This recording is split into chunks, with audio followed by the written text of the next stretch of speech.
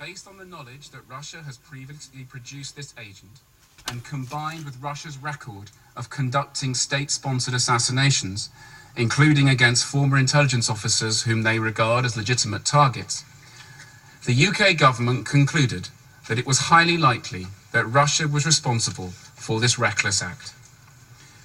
We saw only two plausible explanations. Either this was a direct attack by Russia on my country, or Russia had lost control of a military-grade nerve agent which they had developed. We requested the Russian government to provide an explanation by the end of Tuesday the 13th of March on how this Russian-produced nerve agent could have been deployed in Salisbury. They provided no credible explanation which could suggest they lost control of their nerve agent. Mr. President, we therefore have no alternative but to conclude that the Russian state was responsible for the attempted murder of Mr. Skripal and his daughter and police officer Nick Bailey, and for threatening the lives of other British citizens in Salisbury. Mr. President, this was no common crime. It was an unlawful use of force, a violation of Article 2 of the United Nations Charter, the basis of the international legal order. Mr. President, the UK is proud to have been one of the states which played an integral role in drafting the Chemical Weapons Convention, a landmark piece of international law.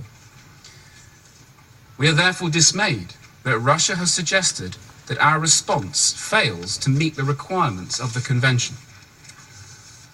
Article 7 of the Convention calls on state parties to implement the Convention under their own legislation. The United Kingdom has enacted the Chemical Weapons Act in order to fully comply with this obligation.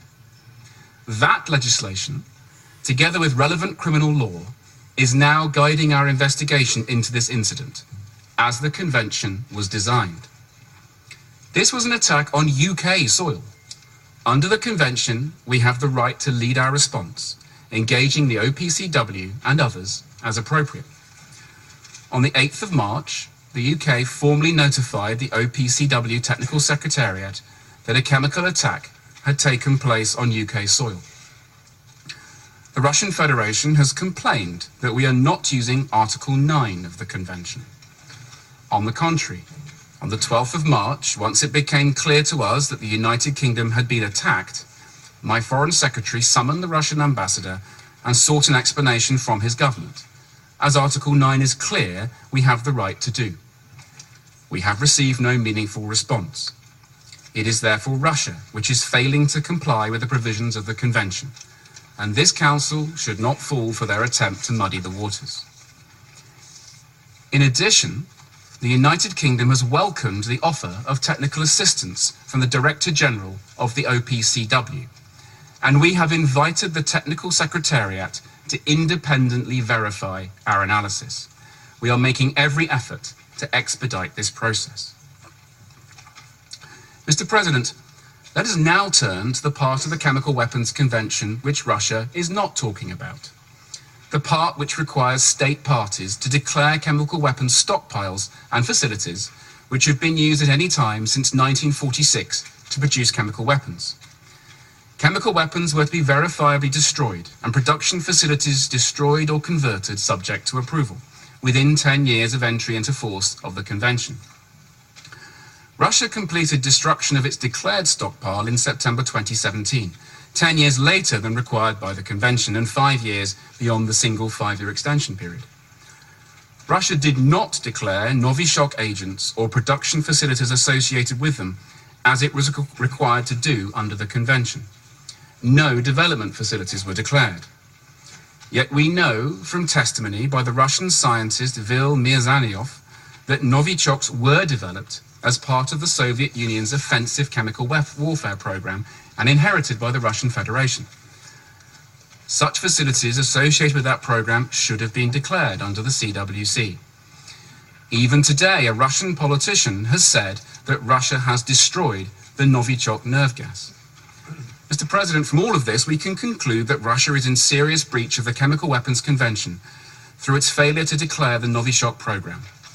This fact alone means you should discount any arguments you hear about the possibility of other countries having inherited this technology.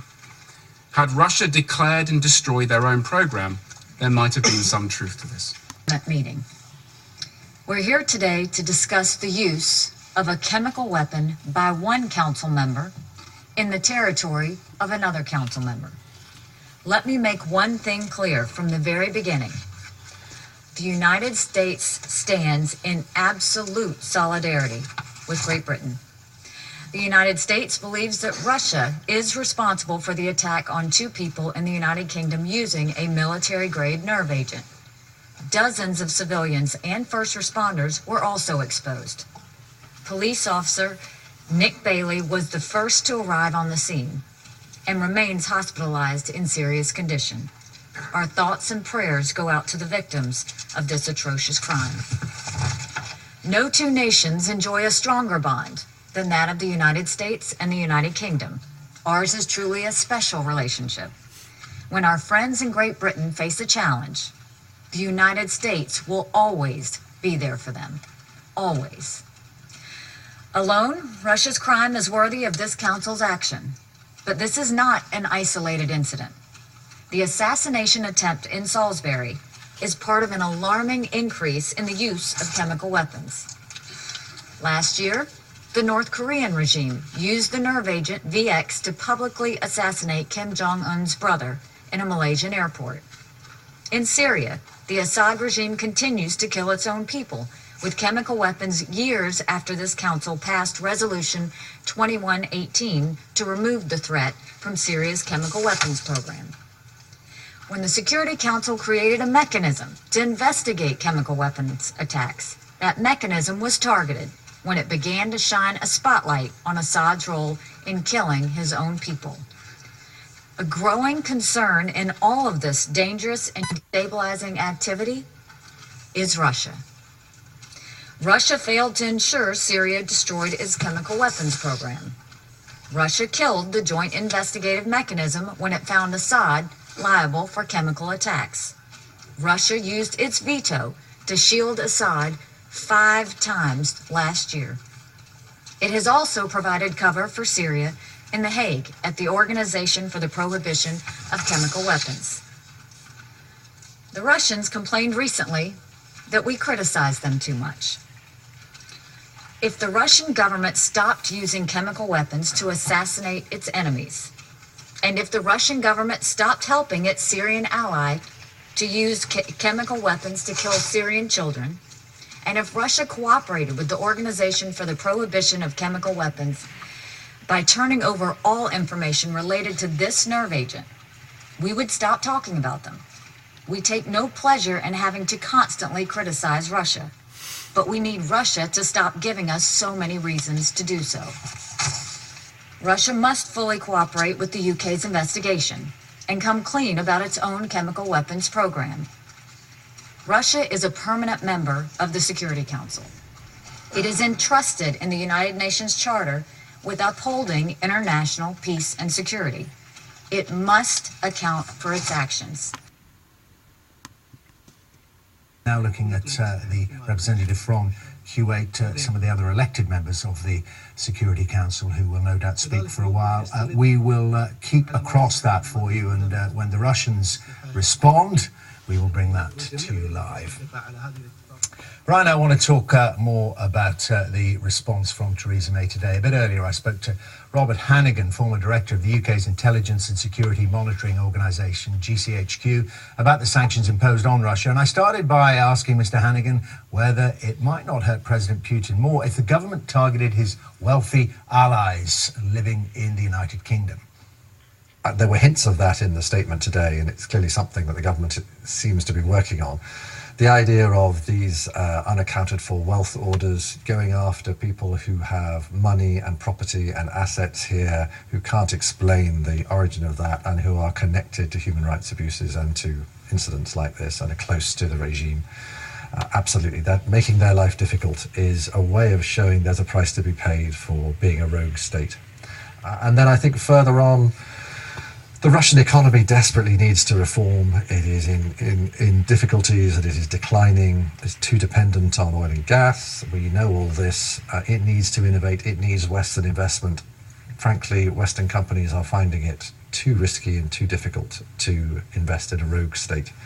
And again, that will be a price that becomes apparent over the next few years. So I think this is going to be a slow process, but eventually the Russian state will realize that there is a price to be paid for behavior like this.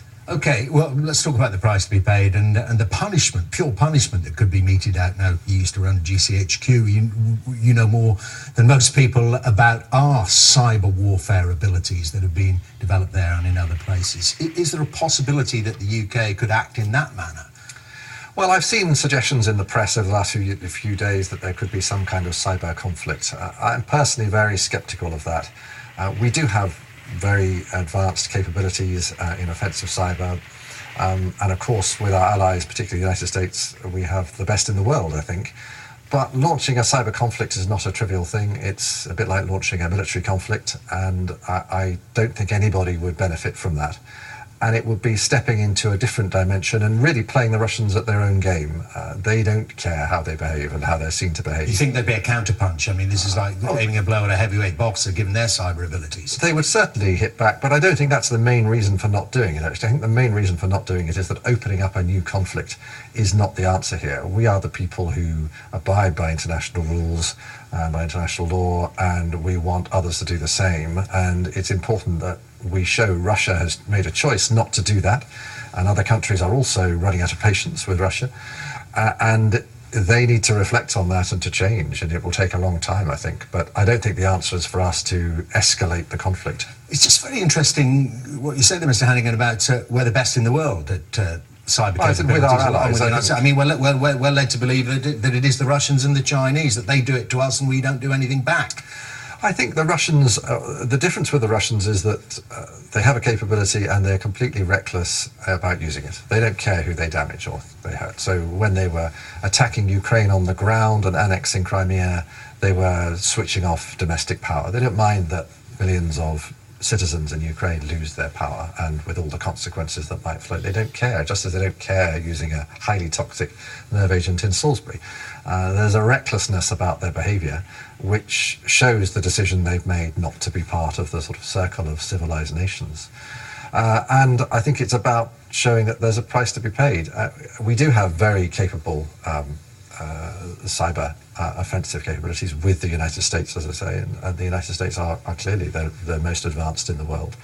But we operate in different ways, and we should operate consistent with our values, not theirs. And what about this agent itself, Novichok? It was very quickly established, it seems, and the Prime Minister announced on Monday that it was either the Russian state itself or people who'd got it from the Russian state that used this in Salisbury. But to take the Russian argument, how can we be so sure, given that since it was developed it became more or less open source, the recipe, so to speak, is out there?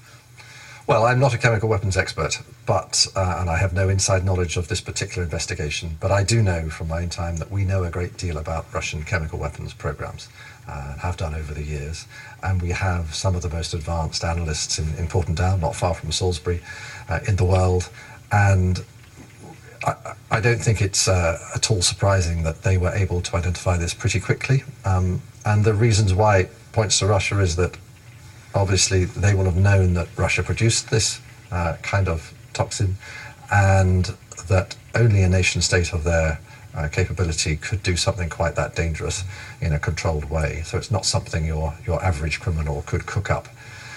And I think there will be intelligence which I'm sure hasn't been revealed about its origins.